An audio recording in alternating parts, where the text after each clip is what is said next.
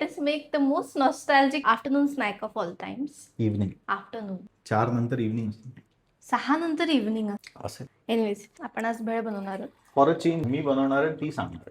For a change आज मी बनवणार आहे. मी सांग तू अच्छा आज मी त्याला सांगणार आहे कसं बनवायची. ओजी भेळ असते मुरमुऱ्यांची, ती मला आवडत नाही. एकदा मेसमध्ये मी खाताना माझ्या रूममेटच्या भेळमध्ये जुळं निघालं होतं. तेव्हापासून मला त्याची शिसारी बस. मला चिवड्याची भेळ जास्त आवडते. बाबा रिसेंटली इंदोरला गेले होते, सो त्यांनी आमच्यासाठी इंदोरी चिवडा आणलाय. आईने माझ्यासाठी होममेड चिवडा पाठवलाय. क्लासिक शाळेत असताना आफ्टरनूनला आपण घरी आल्यावरती नाही काय क्विक भेळ बनवायचो. तर मॅडम काय करू? Chop the onion. तुला तोवर कैरी धुवून देते. स्वच्छ धुवू. तुला कैरीला मला तर धुवूच असते. धुवून स्वच्छ झालेलो आहे मी.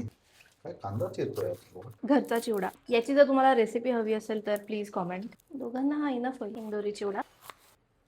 सुंदर असा कांदा चिरून झाल्यावर छान कैरी खाऊन बघ. ही गोड कैरी तर मी कधीच गोड खाल्ली नाही. असं म्हणायला पाहिजे होतं. रुलच्या हातून खाल्लेली कैरी किती गोड लागते. ऍक्च्युअली गोड आहे. थोडी आंबट पाहिजे होती. काय सुंदर लागतंय पण ते. Let's garnish. किती छान कांदा चिरलाय मी. तुम्हाला काय वाटतं कांदा मी का चिरलाय या व्हिडिओ? कारण हिला कांदा चिरता येत नाही. येतो मला. रडते तू कांदा चॉपरनी. चिरताना. चॉपरनी बघा. याच्यामध्ये यू कॅन गेट क्रिएटिव्ह. टमाटर, मिरची टाका चिरून बारीक. तून लागते. जिरेपूड घाला, थोडी धणेपूड आणि त्याच्यावरती गार्निश करायला थोडासा कोथिंबीर, कैरी.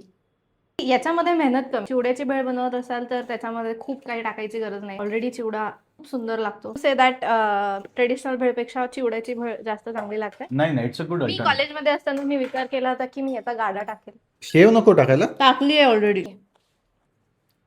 दोघच खाणार आहे. सो प्रेम वाटतं. वा. शाळेची आठवण आली. बाय.